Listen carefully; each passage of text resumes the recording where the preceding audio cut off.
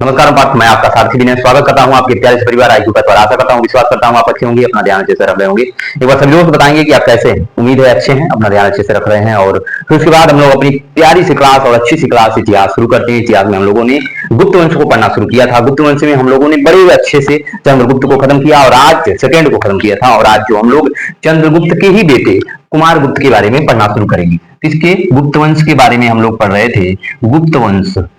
ठीक है, और गुप्त वंश में हम लोग को आज किसको पढ़ेंगे? आज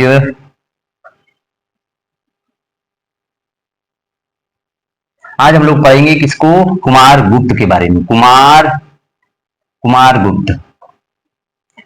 कुछ आप इसके बारे में पढ़ के इसके बारे में जो मैंने लिखा है तो आपको बहुत याद आया होगा कि हम लोगों ने जरूर इसके बारे में कुछ तो हम लोग इसके बारे में जानते हैं, कुछ हम जानते हैं। ठीक है, अरे भैया यही है जो नालंदा विश्वविद्यालय का निर्माण करवाया था और बख्तियार खिलजी जो था वो उसने इसको तोड़ दिया था। ठीक है, बख्तियार खिलजी जो था वो इसको तोड़ दिया था। ठीक है, तो ये कौन था? ये देखोगे कौन था? ये चंद्र कुमार गुप्त प्रथम जो था, कुमार गुप्त जो था, कुमार गुप्ता प्रथम जो था, कुमार गुप्त जो प्रथम था, ये प्रथम था भैया, लिखना आप इसको। ये कौन था? प्रथम था। और ये किसका? ये क्या था? ये चंद्रगुप्त का पुत्र था। चंद्रगुप्त द्वितीय का पुत्र था। क्या था? पुत्र था। और ये क्या? और ये फैक्ट और लिखिएगा कि ये कार्तिकेय का पुजारी था। ये क्या था? कार्तिकेय भगवान का, कार्तिकेय का पुजारी था। क्या था? कार्तिकेय का पुजारी था। ये क्या था? ये कार्तिकेय का पुजारी था। कौन? कुमार गुप्त फर्स्ट। ठीक है, एक फैक्ट और याद रखिएगा, एक फैक्ट और याद रखिएगा कि इसने नालंदा विश्वविद्यालय का निर्माण करवाया। विश्वविद्यालय का निर्माण करवाया था। निर्माण करवाया। ठीक है, इसने क्या किया? नालंदा विश्वविद्यालय का निर्माण करवाया था। इसने क्या किया? निर्माण करवाया था। नालंदा विश्वविद्यालय का इसने निर्माण करवाया। ठीक है, एक चीज और लिखिएगा यहाँ पे कि दूसरा गुप्त राजा जिसने अश्वमेध यज्ञ करवाए थे। जिसने अश्वमेध यज्ञ करवाए, अश्वमेध यज्ञ करवाया। यस, जिसने अश्वमेध यज्ञ कराया। कौन? सेकेंड गुप्त राजा ऐसा था। कौन था? कुमार गुप्त था। और ये अश्वमेध यज्ञ करवाया था। इसने अश्वमेध यज्ञ ये करवाया था। ठीक है, इसने अश्वमेध यज्ञ करवाया। ठीक है, उसके बाद देखोगे उपाधियां इसकी, देखोगे ये कहा, यहां लिखे थे हम लोग उपाधि इसकी। उसने क्या क्या उपाधि ली थी? तो गुप्तों ने बहुत उपाधि ली। कौन सा? महेंद्रादित्य की उपाधि ली।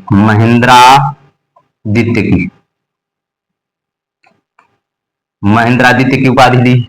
महेंद्र चंद्र की उपाधि ली। महेंद्र चंद्र किसकी उपाधि है? ये आप कहोगे कि चंद्रगुप्त जो कुमार गुप्त की उपाधि फर्स्ट की उपाधि है क्या? महेंद्रादित्य की उपाधि है, महेंद्र चंद्र की उपाधि है। और उसके और क्या है? अश्वमेध महेंद्रा की उपाधि इसने ली थी। अश्वमेघ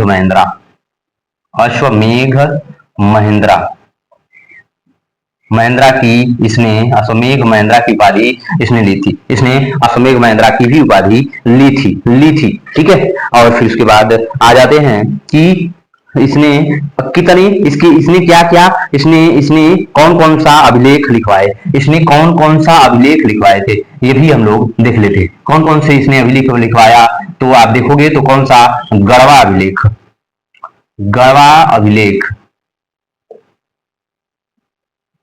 गढ़वा अभिलेख इसने किसका है?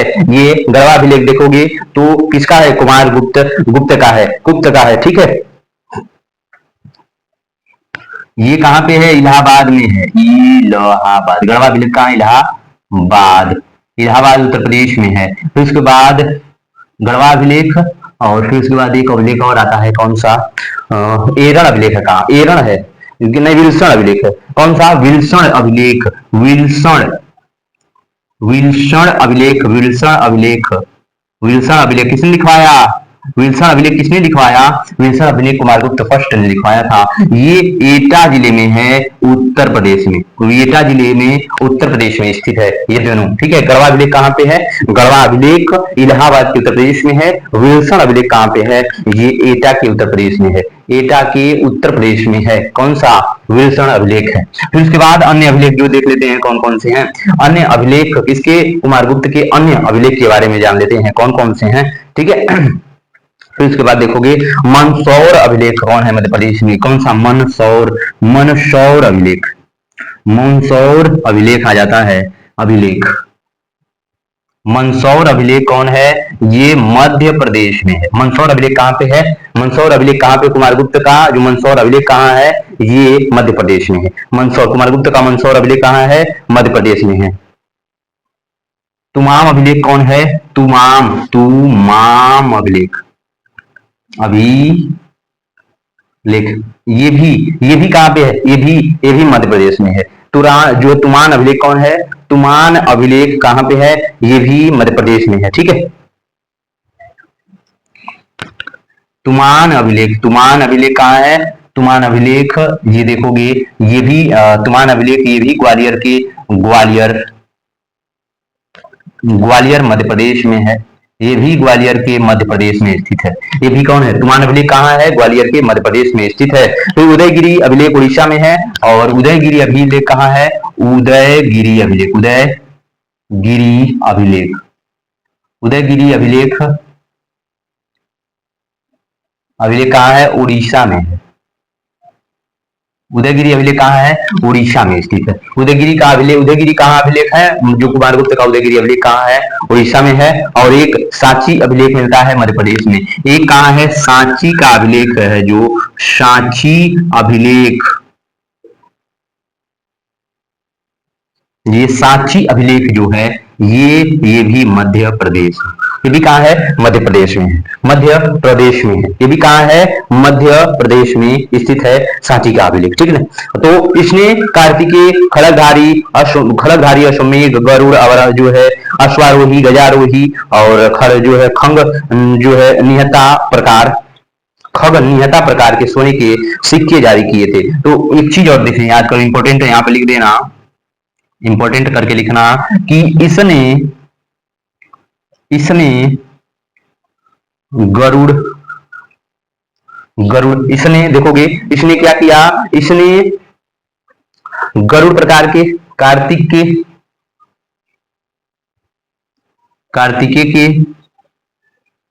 के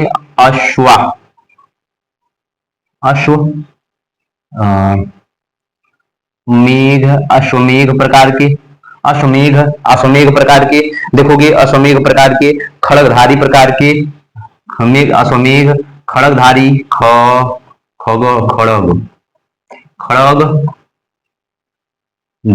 खड़गधारी और फिर उसके बाद देखो गरुड़ प्रकार के, इसने गरुड़ प्रकार के, कार्तिकेय प्रकार के, अश्वमेघ प्रकार के, खड़गधारी प्रकार के, फिर उसके बाद अवरा जो है अश्वारोही प्रकार के, गजारोही, कौन? अश्वारोही प्रकार के, फिर उसके बाद गजारोही, कौन? गजारोही प्रकार के, गजारोही प्रकार के, और लास्ट में हमारा जो आ जाता है कौन सा? कौन आ जाता है कि खग निहत्ता प्रकार के सोने के सिक्के जारी किए। खग, यानी यहां लिख देते हैं कि खग निहत्ता प्रकार के सोने के सिक्के चलाए, सोने के सिक्के चलाए। खगारोही, जैसे खग निहत्ता प्रकार के सोने के सिक्के चलाए थे। किसने? अगर इसमें से आपके पूछ ले, इसमें से आपसे पूछे कि गरुड़ प्रकार के सिक्के किसने चलाए, कार्तिकेय के प्रकार के जो सिक्के किसने कब चलाए, जो है कौन? कुमारगुप्त फर्स्ट ने। अश्वारोही प्रकार के सिक्के किसने चलाए? कुमारगुप्त ने। और फिर उसके बाद खड़गधारी प्रकार के, जो है अश्वारोही प्रकार के, गजारोही प्रकार के, खग निहत्ता प्रकार के सोने के सिक्के किसने जारी किए थे? ये जारी किया था आपका कुमारगुप्त फर्स्ट ने ये जारी किया था। इतना हम लोग किसके बारे में जानते हैं, इतना हम लोग जान लेते हैं किसके, कुमार गुप्त के बारे में। फिर उसके बाद अगला जो हमारा राजा आ जाता है, अगला जो हमारा राजा आता है, अगला जो हमारा राजा आता है स्कंद गुप्त। कौन? स्कंद, स्कंद गुप्त। कौन आया? अगला हमारा राजा आता है स्कंद गुप्त आता है। अगला हमारा राजा कौन है? स्कंद गुप्त है। ठीक है, स्कंद गुप्त है। ठीक है, इसका जो इसका शासन, इसका समय काल कब से था, ये जो कब से था हमने लिखवाया था आपको 412 से लेकर के 455 ईस्वी तक से। कब सा समय काल? जो 414 से 455 तक था। एडी है, एडी। ठीक है, 400 एडी, 414 एडी से 455 एडी तक। और फिर उसके बाद ये कहाँ आ गया? 455 एडी से लेकर के इसका स्कंदगुप्त का समय कब से था? 455 से लेके 468 तक था। 468 एडी तक इसका समय था, इसका समय था। इसने अयोध्या को राजधानी बनाया था। इसने अयोध्या को क्या किया? राजधानी के रूप में बनाया था, राजधानी बनाया था। कहाँ? स्कंदगुप्त ने अयोध्या को राजधानी बनाया। ठीक है, अयोध्या को राजधानी बनाया था। ठीक है, और उपाधि कौन है? क्रमादित्य और विक्रमादित्य की उपाधि इसने ली थी। उपाधि इसकी क्या थी? उपाधि कौन थी? क्रमादित्य, क्रमादित्य और विक्रमादित्य। किसकी? विक्रमादित्य। किसकी ली इसने उपाधि? क्रमादित्य की उपाधि ली थी। विक्रमादित्य की उपाधि कौन? स्कंदगुप्त ने लिया था। स्कंदगुप्त ने ये लिया था कि किसकी? क्रमादित्य और विक्रमादित्य की उपाधि किसने ली? विक्रमादित्य और क्रमादित्य की उपाधि किसने ली? स्कंदगुप्त ने। ठीक है,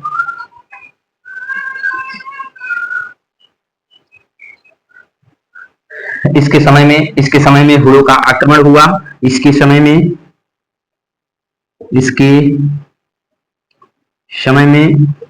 हुड़ों का आक्रमण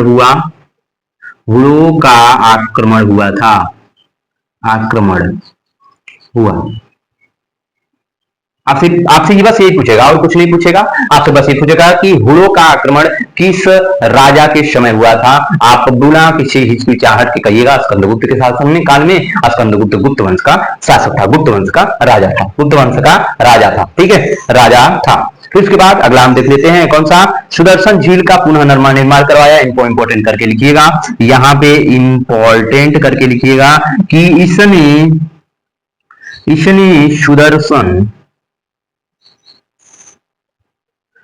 सुदर्शन झील का पुनः निर्माण करवाया।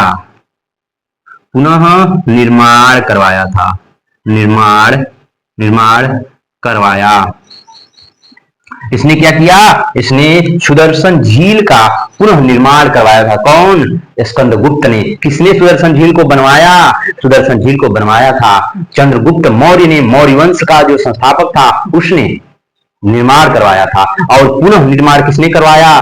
पुनः निर्माण करवाया स्कंदगुप्त ने। सुदर्शन झील का पुनः निर्माण करवाया था। ठीक है, करवाया था। और ये कहाँ है? ये गुजरात में। सुदर्शन झील कहाँ पे है? गुजरात में स्थित है।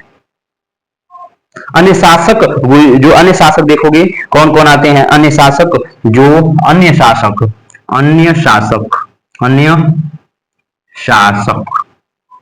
गुप्त वंश के अन्य शासक गुप्त वंश के कौन कौन हैं? ये देख लेते हैं, बहुत इंपॉर्टेंट है कि अन्य शासक भी देख लेते हैं गुप्त वंश के कौन कौन है। कौन है? जो पुरुगुप्त है। कौन आता है? पुरुगुप्त आता है। इसके बाद कौन आया? पुरुगुप्त आया। कौन आया? पुरुगुप्त आया। इसके बाद कौन आया? कुमार गुप्त सेकेंड आया। वो कौन था? फर्स्ट था। ये इसके बाद पुरुगुप्त के बाद कौन आया? कुमारगुप्त फर्स्ट आया। तो कुमारगुप्त फर्स्ट के बाद कौन आया? बुद्धगुप्त आया। बुद्धगुप्त के बाद नरसिंहगुप्त आया। कौन आया? फिर उसके बाद कौन? बुद्धगुप्त आया। बुद्धगुप्त। फिर उसके बाद नरसिंहगुप्त।